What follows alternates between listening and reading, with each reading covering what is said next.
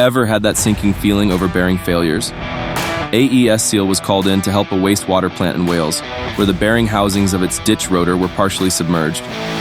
When contaminated water entered the seals, the bearings would fail. To make matters worse, the rotor assembly would often break free and drop to the bottom of the aeration ditch, providing the unpleasant task of fishing it out. With bearing failures on average every 4 months, replacement and repair costs mounted to £39,000 or $50,000 in a single year.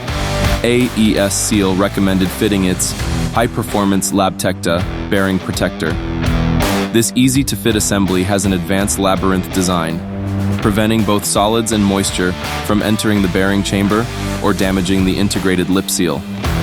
Every industry has some difficult or even dirty jobs, but don't be too hard on yourself or on your bearings. Call AESSEAL.